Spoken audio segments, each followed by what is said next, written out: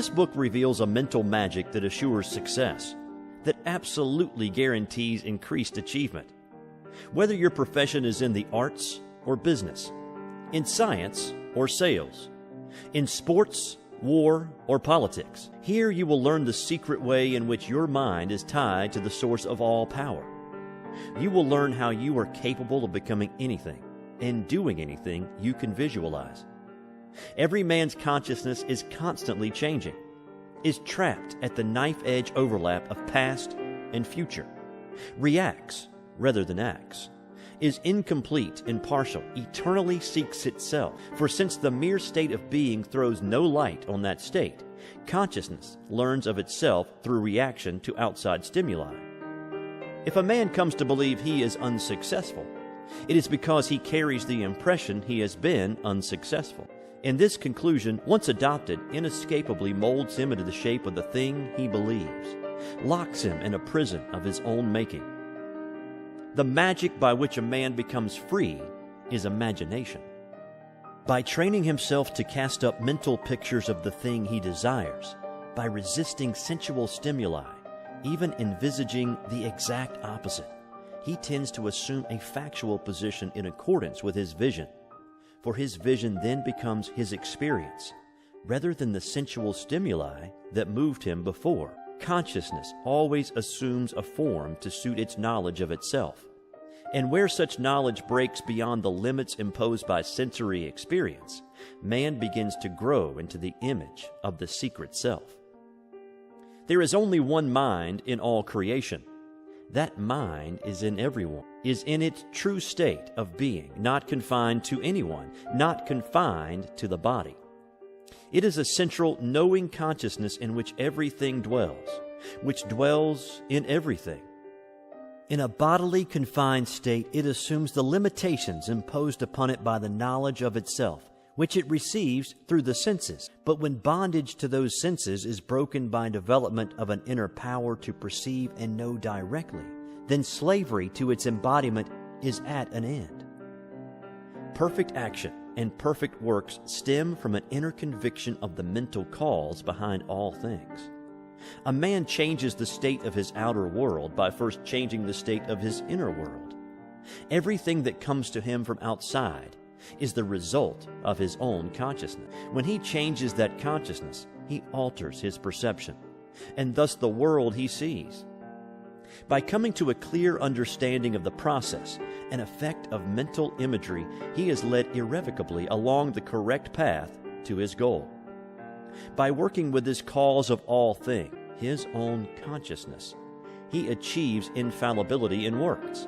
For inasmuch as his mental imagery propels him into action, that action is always true to the picture in his mind and will deliver him its material counterpart certainly.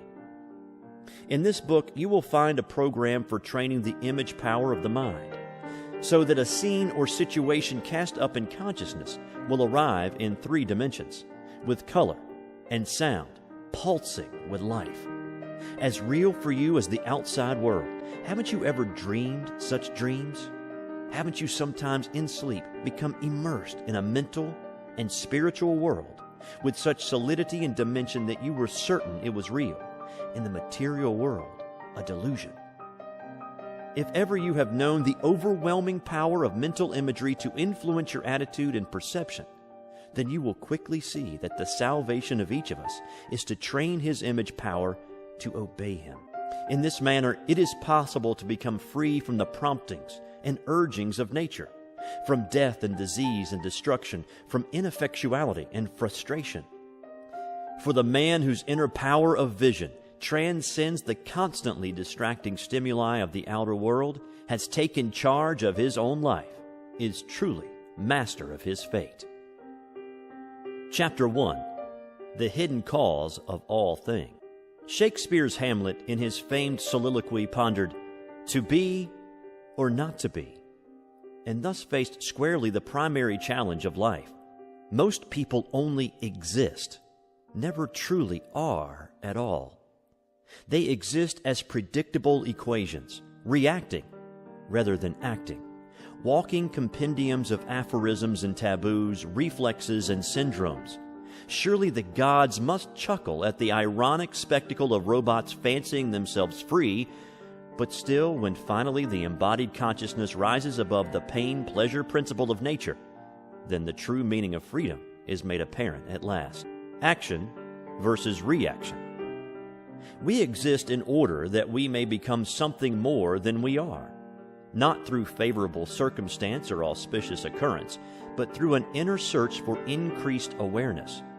To be, to become, these are the commandments of evolving life, which is going somewhere, aspires to some unsealed heights, and the awakened soul answers the call, seeks, grows, expands.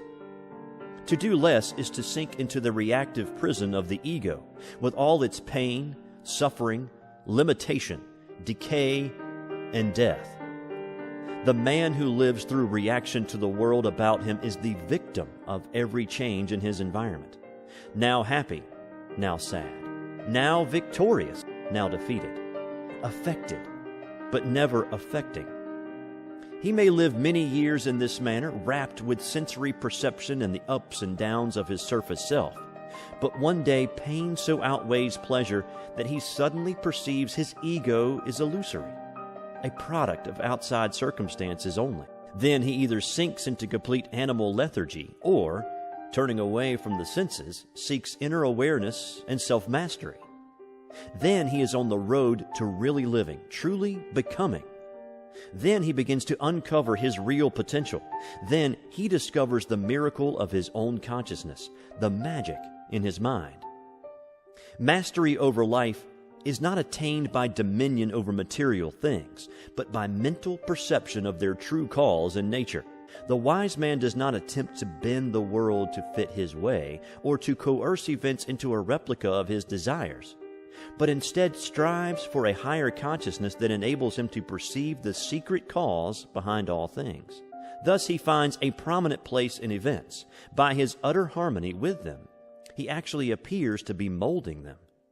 He moves effortlessly through the most strenuous action, the most perilous times, because his attunement with the mental force that controls the universe guides him to perform the work that needs to be done. Electromagnetic mind. This mental force that controls the universe may be called anything you like and visualized any way you choose. The important thing is to understand that it exists, to know something about how it works, what your relationship to it is. It might, for instance, be likened to an enormous electromagnetic field.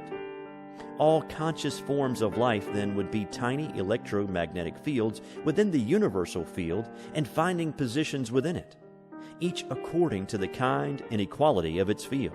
Where each individual field would wind up within the main field then would be a matter of inexorable law and absolutely unavoidable, as is illustrated by the millions of people who perform the same task over and over with absolutely the same results, almost as if following ritual.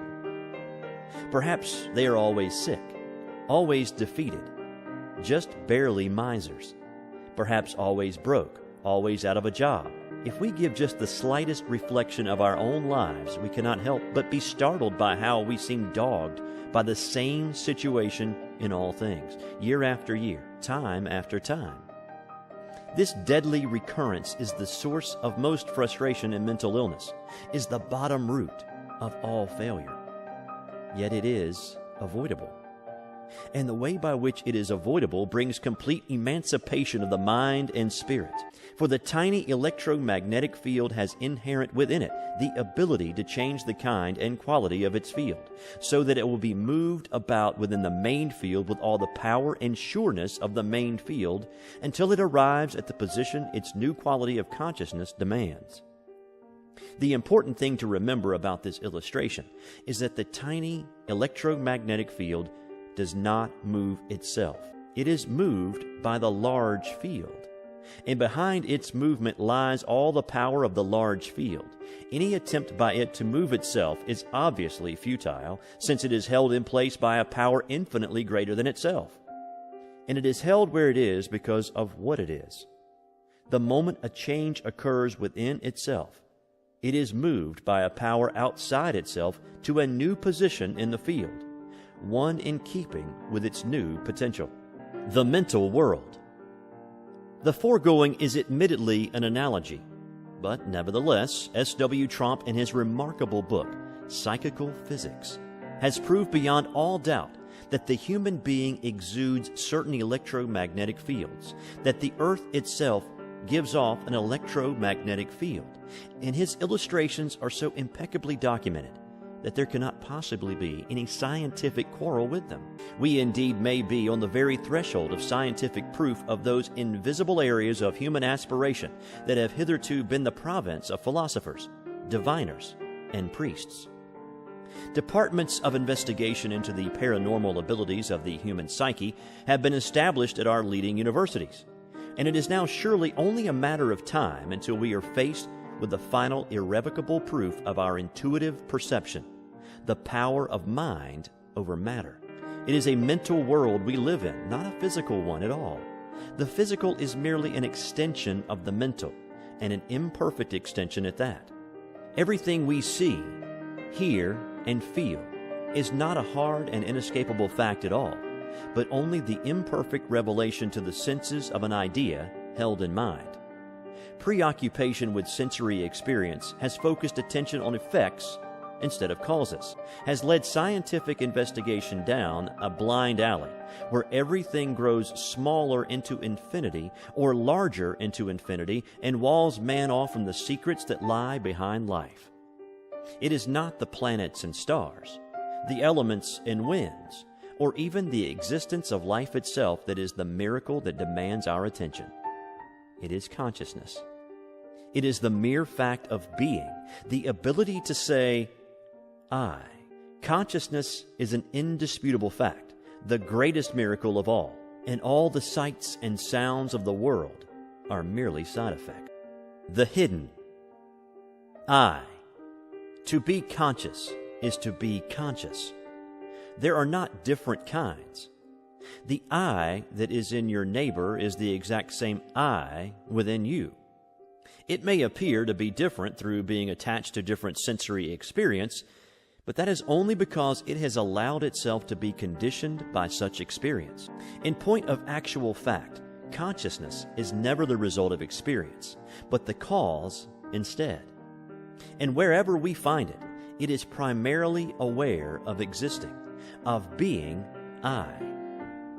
There is only one basic consciousness in all creation.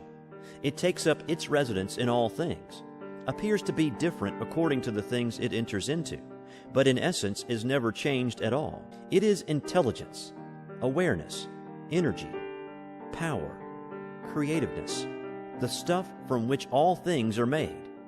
It is the Alpha and Omega of existence, first cause. It is you. Everything in nature contains all the powers of nature. Everything is made of one hidden stuff, wrote Ralph Waldo Emerson. He pierced the veil, perceived behind the sense-enamoring dance of nature's myriad forms the workings of the one mind and one intelligence from which all life and aspiration spring. There can be no inner peace or surety of action without this basic spiritual knowledge. The man who lives isolated from the roots of his being has cut himself off from the source of all power and dwells alone and without resource in a hostile and threatening world. Let him once perceive the true nature of life and his relationship to it, and he soon sees that the world always reflects his thoughts. The mask. The surface mind or sense self or ego is the villain of the play that is being enacted on the human stage at present. Man as a form of life is sufficiently evolved so as to understand his separateness and uniqueness. He looks in the mirror and understands that the reflected animal is he. He is concerned with the appearance and welfare of this animal and ponders its relationships with the world and others. He does not truly understand what he is, only that he is conscious and confined within a particular body, and the experience and knowledge he acquires, together with his disposition as to their use, he labels I. And thus he is deluded into calling a ghost by his own name. Hidden behind this ghost, obscured by its struggles and fancies, is the secret self, which even though hidden, ignored, or misunderstood, nevertheless moves all things on the chessboard of life, according to their natures and aspirations. We are never ego or sense self. These are masks we don as we play at the parts we find in life. What we truly are is not a changing thing, but is whole and entire, powerful and serene, limitless and eternal. It springs from the inexhaustible source of life itself, and when we learn to identify ourselves with it, then we have hitched a ride on a power so far beyond our tiny temporal selves that our lives are changed in the most amazing manner. The imprisoned self. To be what we are and to become what we are capable of being, wrote Robert Louis Stevenson, is the only end of life. But when we stultify our divine birthright in manacles of mental and spiritual limitations, then we have no alternative but stagnation and pain.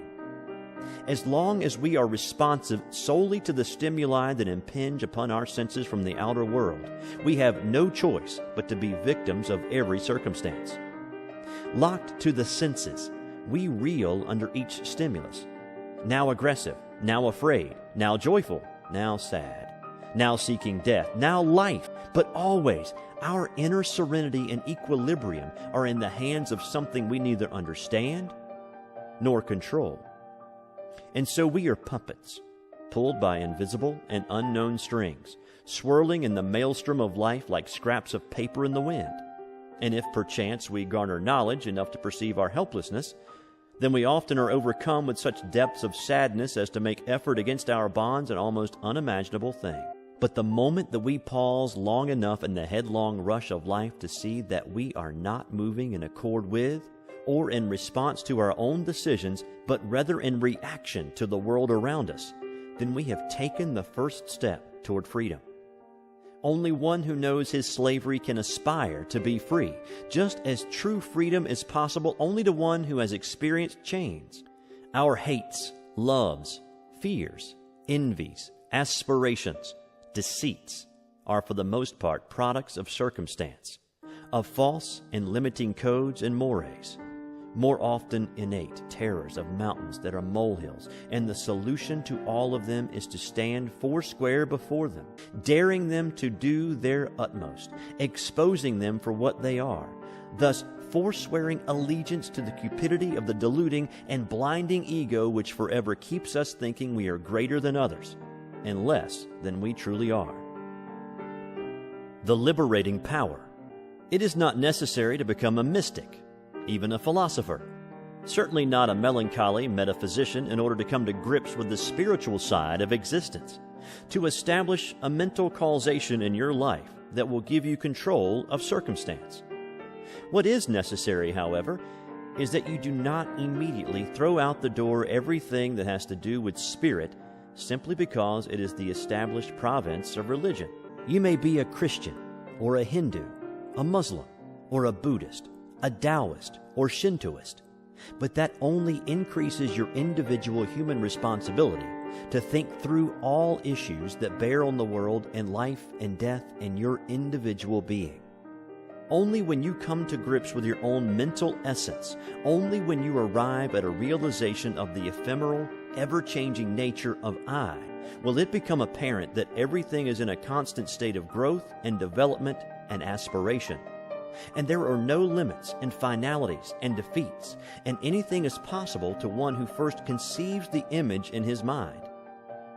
There is within us a power of complete liberation, descended there from whatever mind or intelligence lies behind creation, and through it we are capable of becoming anything and doing anything we can visualize. The mental stuff of which we are made is of such kind and quality that it responds to the formation of images within it by the creation of a counterpart that is discernible to the senses.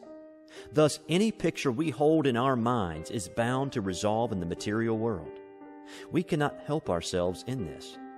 As long as we live and think, We will hold images in our minds, and these images develop into the things of our life. And so long as we think a certain way, we must live a certain way, and no amount of willing or wishing will change it.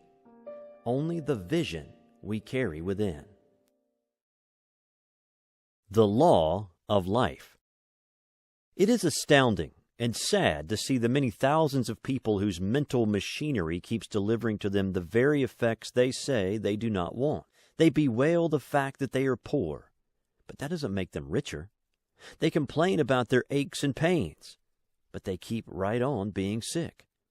They say that nobody likes them, which means they don't like anybody.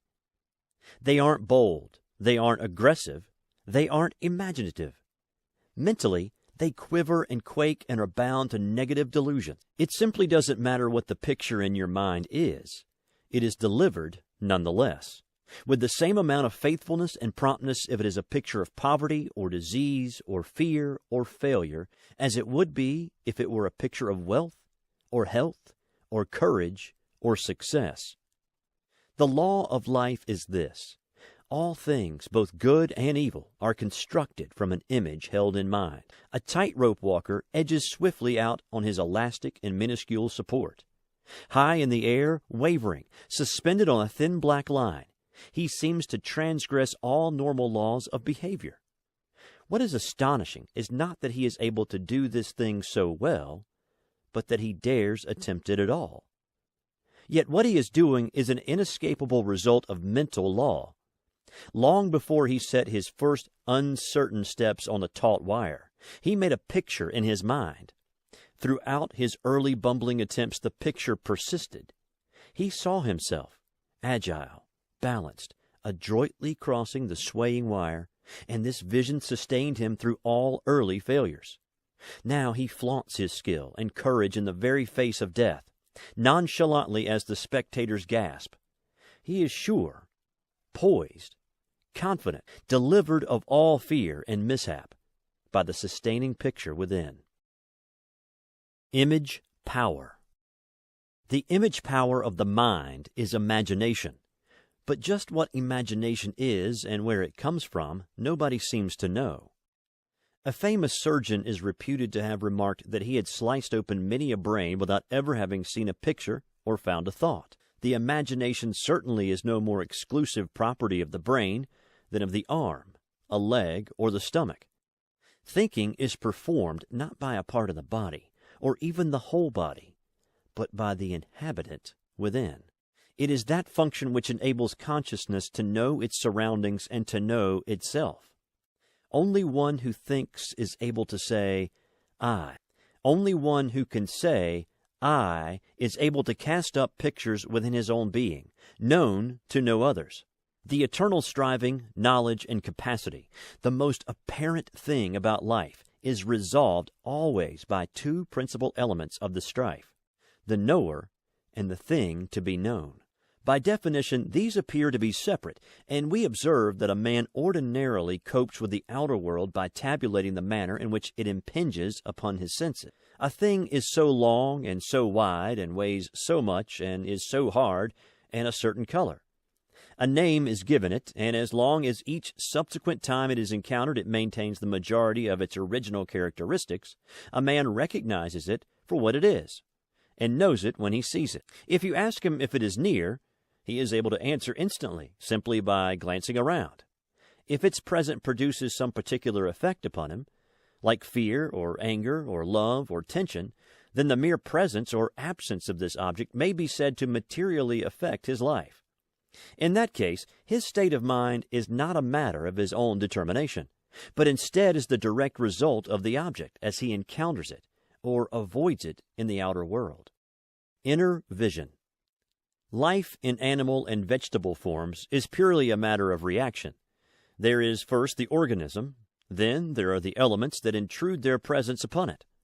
The conflict thus engendered resolves itself in the process of evolution, as each organism attempts to overcome the obstacles it meets. But this influence, through the lower stages of evolution apparently comes only from outside and is the result of processes and forces beyond the control of the organism. Nature holds the world and life in an iron grip, and lower animal as well as vegetable life is led inexorably along a path it neither understands nor can avoid. A thing is the kind of thing it is through a creative process that appears to be outside it. Existence itself, in any shape or form, appears to be beyond the power and scope of the individual being. We are born, and we die, and nothing within our known powers or knowledge can aid or stop these events. And insofar as we live in response to the senses, we are automatons only, and the shape of our lives is predestined by the circumstances we encounter. Imagination is the tool by which we may be delivered from our bondage. We can decide what we will think. We can decide to originate thought from some secret wellspring within, rather than in response to the stimuli of the outer world. We can resolve that the images in our minds will no longer be products of the conditions we meet, but instead that our visualization will be the result of our inner resources and strength, in conformance with our goals and desires. Thus, the quality of our consciousness will be tempered by our true motivations, and we are freed at once of the trap of defeating our purposes through giving credence to every obstacle. The unalterable law is this: only that which takes root in mind can become a fact in the world. Thus, the man whose consciousness is influenced only by the goals and purposes he has set within is delivered of all defeat and failure. For obstacles then are only temporary and have no effect upon his inner being. Only that which conforms to his inner vision is accepted home at last and allowed to take root in the plastic, creative medium of the secret self. The secret self. It is knowledge about and faith in this secret self that is the key to correct use of the imagination. No man lives in the dark when he learns where the light is. To understand the secret self is to free oneself from bondage to circumstance, to loose within a power compounded upon itself, to provide life with perfect working and perfect serenity. This entity within each of us, not the ego, not experience, not time or circumstance or place or position, but consciousness only, the I divested of all accoutrement, except pure sense of existence. This is the self that contains all power, whose essence is greater than the individual, greater than 10,000 individuals. For it is the supporting structure upon which all things are built, the evolving self of the universe.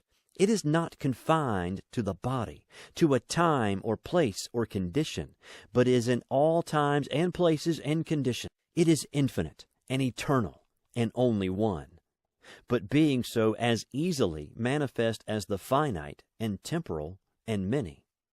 All are contained within it, yet each contains it all. For by its very nature, all of it is every place at the same moment. The secret self is timeless and eternal. It is the self of the universe, and it is the self of each of us, the self of you. It was never born, and it will never die. It enters into each of its creations and becomes that creation. What is going on in life and the world and the universe is completely its working and the result of its secret purpose and undivulged goal. The nature of its being is mental. Its essence is dynamic and creative. It is the eternal stuff that occupies all space and time, and within which there is no dimension. It is all ends and middles and opposites and extremes, and it is infinitely creative. The myriad forms of life are but a tiny indication of its vast potential for plastic multiplicity out of its essential oneness. Mental ascendancy. The secret self is within you. It is not visited upon a fortunate few and withheld from others, but is totally existent in the heart of each of us. Insofar as we are able to divorce ourselves from the world and the ego and sensual stimuli, we will become increasingly aware of its existence within and consciously strive to identify ourselves with it. It is through this identification that the seeds of power are sown. One who is able to cast off the limitations of ego and improve the quality of his consciousness through disciplinary use of the imagination is able by means of direct identification to become one with the secret self, and thus attain to a measure of its power for perfection.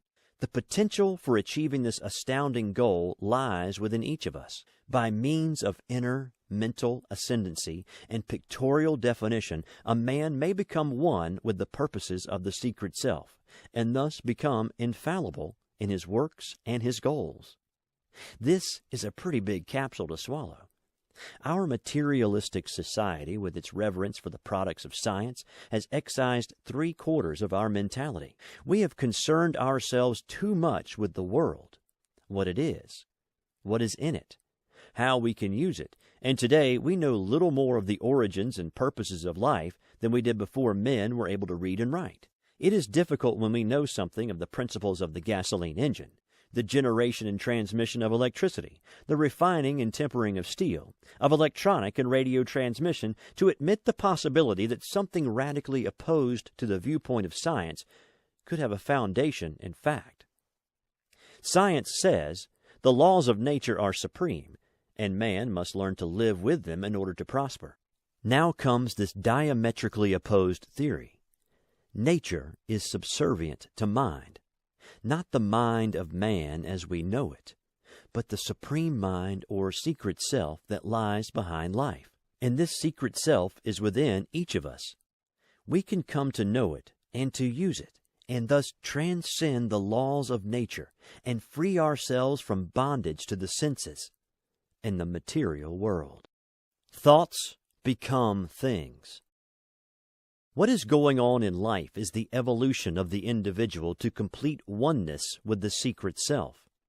The universal being that lies behind creation has differentiated into finite form, taken disguise, so to speak, in order to work out the manifold sides of its infinite and eternal nature. Therefore, the man who expands his consciousness is fulfilling the fondest wish of life.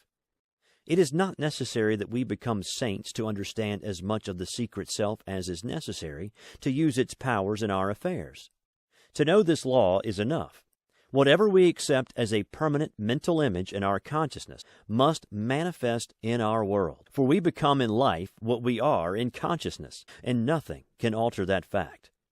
It takes a great deal of courage to admit to yourself that if you are sick, frightened, frustrated, or defeated, you have brought these conditions on yourself, and no one but yourself can get rid of them. Occasionally, someone so afflicted will experiment with the power of his mind to cure him, but will give it only the most cursory trial. If, for example, he is ill and in pain, he might say, "I visualized myself well and happy, but I hurt just as much as ever." What he didn't do above all things was visualize himself well and happy. He visualized himself sick and in pain. The moment he began to visualize himself well and happy, he would become well and happy. This is not a law that works once in a while, or part of the time, or on auspicious occasions. It works all of the time, and it works in the exact same way, and it is returning to you right now in the material world the images you maintain in your mind. You cannot escape them. They surround you, sustain you, or torment you. They are good or evil, or uplifting or degrading, or exalting or painful, according to the vision that prompts them. And as long as you are alive, as long as you think and imagine, you are literally surrounded day and night by the images that predominate in your consciousness. Thought control. The startling power of the secret self is that it always makes manifest the image it beholds. Nothing illustrates this fact better than the current experiments with hypnosis. A man may be in such excruciating pain that even narcotics will not relieve him, but he can be put under deep hypnosis and told that there is no pain at all, and presto, there is no pain. He may have a deep and abiding fear of crowds, but under hypnosis it can be suggested to him that he likes crowds, and lo and behold, he enjoys them most of all. He can become stronger, healed of disease, smarter, more aggressive, possessed of endurance and indomitableness. all because these things are impressed upon his psyche as facts, and the image in his mind grows from them. Aha! The cry goes up. Find me a good hypnotist. I want to be smart and strong and successful and all those good things, and to be rid of weakness and pain and failure. And hypnosis can do it too, if you are willing to abdicate as the person in charge of your life. If you are willing that someone else run it every hour of every day throughout the whole of it, then you can turn your life over to a hypnotist and he can remake it in the image you outline.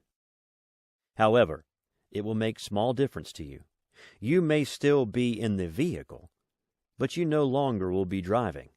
If effort and strife and the overcoming of obstacles are the spurs to growth that the secret self intends them to be, then surely you will have abdicated from life itself. You need no hypnotist to put the power of the secret self to constructive work in your life. No hypnotist can overcome the negative image-making of your mind unless he is with you 24 hours a day. You are the only one in constant rapport with yourself, and thus you are the only one able to police the thoughts and images you entertain. If you let the image be prompted by something outside you, then you exercise no control over your life. If you accept images only in accord with your desires, then life will deliver your inner goals. In any case, the magnificent promise of the secret self is this: you can change your life by altering the images in your mind. For what comes to you in the end is only that which you have been accepting in consciousness. Now, there are many people who agree with this premise, but are quick to point out that the images in the consciousness of most persons are projected there from the subconscious and are not of their own choosing. Most schools of psychotherapy apparently feel this way, for they propose a tedious and time-consuming treatment bent on expurgating from the subconscious memories of painful and bitter occasions which might prompt unpleasant images in the mind. 7 or 8 years of this process have not noticeably emptied painful memories from the subconscious of most patients, and in any case, if a treatment is truly efficacious, it cannot possibly consume so long a time. The saddest thing about the modern put-the-blame-elsewhere school of psychoanalysis is that the person undergoing it accepts it as justification for his failure to police his consciousness, and thereafter expects such policing to be accomplished by having the neighborhood rid of criminals. If he achieves some semblance of a changed consciousness in the hands of the psychiatrist, he soon goes back to a world full of negative thoughts and ideas, and just because he does not police his own mind, they readily find acceptance there. You may not be able to alter the positions of the stars, to stop the earth from revolving, to cause the winds to blow or the sea to calm, but you can choose what you will think. You can think what you want to think. You can think only in response to an inner vision and a secret goal, and if you take your stand with a firm heart and a high resolve, you will be successful, and you will not be intimidated, and you will project your image clear and true, and its counterpart will return to you in the world. Dry Hole Casey. In a little village on the western slopes of the Great Divide lived a man whose entire life had followed one ignominious pattern. For 35 years he had been an oil well driller and had followed the frontiers of oil exploration throughout the United States. During that time he had drilled 44 wildcat wells, and not one of them had made a strike. He had drilled in Texas, Oklahoma, Kansas, Louisiana, California, New Mexico, Arizona, Colorado, Wyoming, and still he had not hit. Oil operators wouldn't hire him anymore. He became known as Dry Hole Casey, a nice guy, but strictly out of luck. Finally, he took a job in a Colorado mine and eked out his days without hope. He kept his drilling rig, though. It was his first love. Weekends would find him in the backyard lubricating and cleaning its parts, handling them with ritualistic care. One day in late spring, when the snow stood in broad, glittering fields on the slopes of the mountains, and the rivers and streams were high and roily, he wandered up into the woods and sat gazing over the valley. The valley was a basin hemmed in on 3 sides by precipitous intrusions of granite, and these mountains had been productive of many minerals: lead, zinc, silver, tungsten, manganese. Our friend gazed to the west, to where the basin sloped down to a plateau. Suddenly his mind formed the perfect picture of a faulted anticline, a predominant type of subsurface oil trap. The image seemed superimposed over the scene before his eyes, so that he could almost see the oil below the surface of the ground. He trembled before his vision, could not resist it. It seemed like a sudden visitation from heaven, and he left the mountainside absolutely certain that within the small valley lay a major oil field. Next day he quit his job in the mine, and with his savings managed to procure oil lease options on the land he visualized as being the most favorable. Now he had to raise capital to complete his leasing arrangements and provide funds to drill an initial well, a gargantuan task, since everyone who knew him knew also his history of failure. But the vision in his mind persisted. It led him to take a bus to an eastern city in quest of funds. It led him, after a week of discouragement, to a park bench and a seat alongside an elderly man who quietly and patiently fed the squirrels. It was a bright, warm day, and the squirrels were active, playing and clowning over the proffered food, and the two men laughed at their antics. And each told stories of other squirrels and other times, and agreed that the foibles of humanity were not shared by animals. Warmed at each other's company, they agreed to lunch together at a nearby restaurant. In the course of the luncheon, the oil driller told his newfound friend of his vision and his problem. His friend was interested, questioned him closely about the vision he had had on the mountainside, seemed impressed that it persisted. "How much money do you need?" $50,000, replied the oil well driller. "I will provide it," the man said suddenly. "We will be equal partners." It seemed incredible, but there it was, a chance acquaintanceship on a park bench, and the money was provided. It is almost anticlimactic to relate that the subsequent well discovered a rich oil field. There simply was no alternative, and the man who put up the money knew that it would. He had had sufficient experience with the power of inner vision to manifest in the world to be absolutely sure of his position. He did not dwell for a moment on his partner's previous failures, only on the vision that possessed him now. Dissolving the mask of vanity. What strange alchemy prompted our oil driller to have this clear vision in his mind, a vision that subsequently made him a rich man, when his whole previous life had been one unbroken line of failure? Surely the wells he had drilled before had been drilled in response to a vision too. Why should they have failed? They failed because the vision he possessed then was one of failure. Sure, he would have denied it, but it was true. Perhaps a sense of the great hazard connected with searching for oil lay at the crux of his subconscious.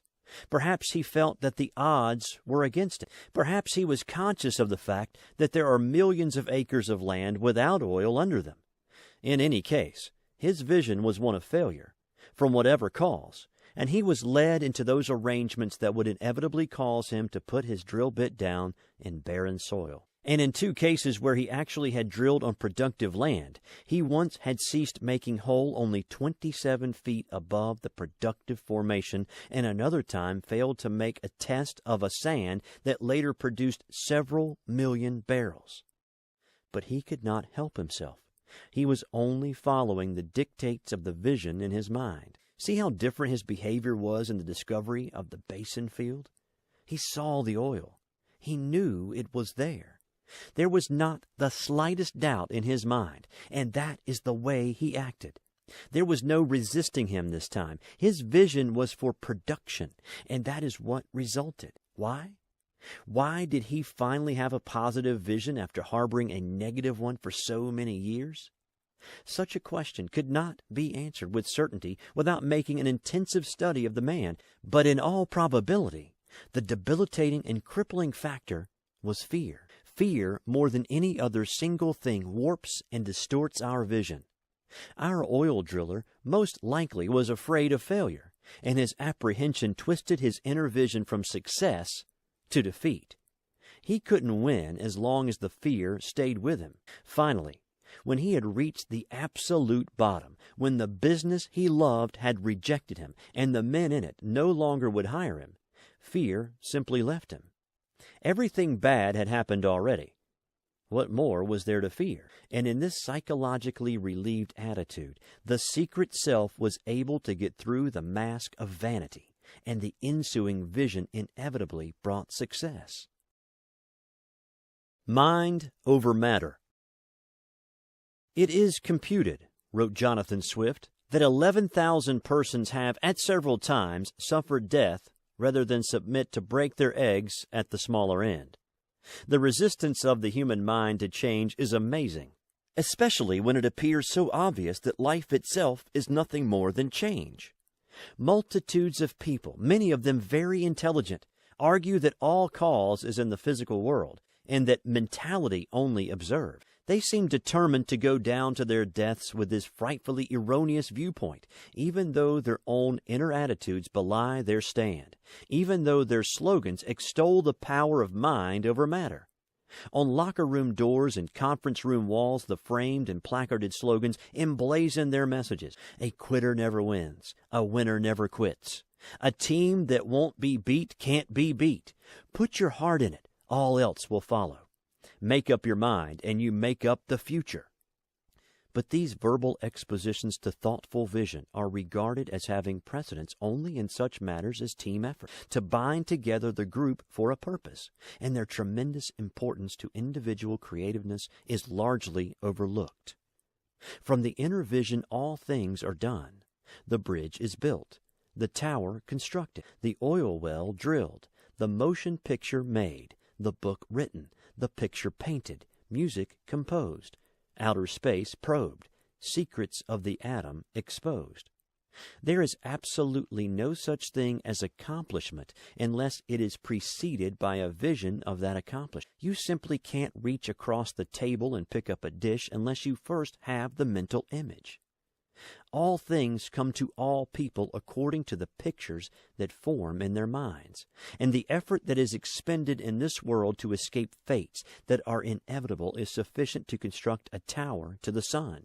No amount of movement, of physical energy expended, can prevail against a wrong mental image.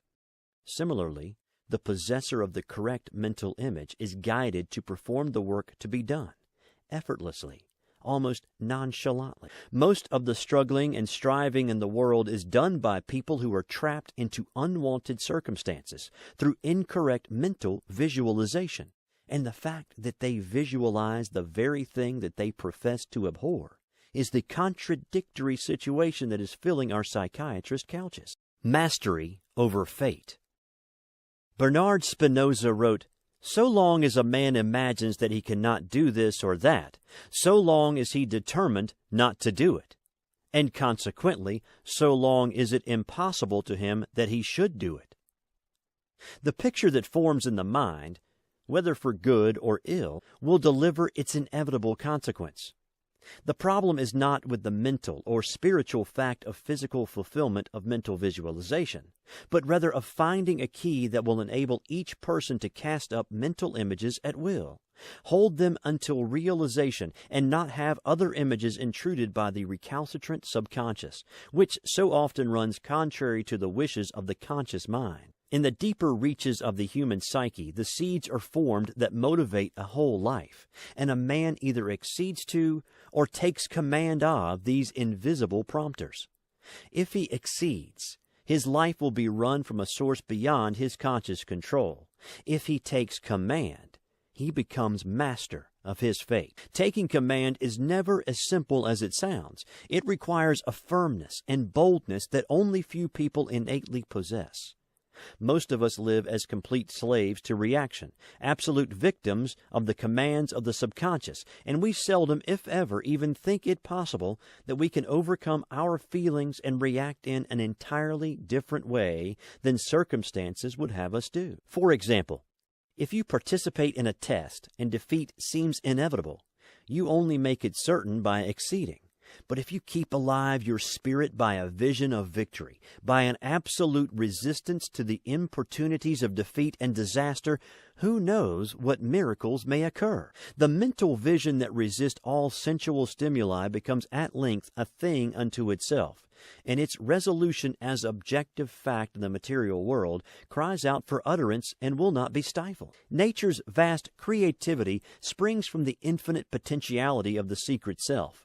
Anything possible of conception is sure to eventually be created as a solid material fact for all the world to witness. There is no such thing as an idea without a visible resolution, for the great plasticity of the secret self shapes every idea contained within it, and whoever is possessed of a thought is possessed of a thing as well, as long as he holds his image clear. Creativity. Creativeness is not part of the surface self, of the ego, the conscious mind, the physical or sensual being. It emanates upward through the levels of consciousness from the secret self, takes shape and form through a power greatly beyond and infinitely more powerful than the small, individual I. That part of a man which is most powerful of all is invisible, seems apart from him completely, is hidden in the deepest recesses of his being, is not callable by name, is not recognizable through the physical senses, cannot be coerced, but responds innately and completely to image. This is the great plastic secret self from which all things are made, the creative self of the universe, maintaining a sameness in all differentiations, being eternally one in the midst of multiplicity. This is the secret self within you, which is not different from you, which in final analysis is altogether you. You are not conscious mind or ego or memory or sensual being, but were born directly from the mind that formulated and constructed the universe. And you are not different from that mind, but attached to it by a mental and spiritual construction that makes you and it the same. Abandonment of the surface self and seeking self-balance in the deeper regions of consciousness is the pathway to power and perfection in works. For when a man attunes himself to the life force and mental entity that gives him consciousness and lives within him, then he takes on by a process of identification the effectiveness and potency of the infinite and eternal entity from which his individual life has sprung. His horizons expand, his consciousness widens. There wells up from secret and subterranean springs a constantly increasing and never-ceasing power for perfection and perfect understanding. His faith is placed with simplicity and unfailing trust in the inherent power of the secret self to return in material fact those mental images that live within him, and he need not have the key that unlocks the universe in order to use effectively this basic law. It bothers him not that there exist doors in the mental and spiritual realm that thus far have not yielded.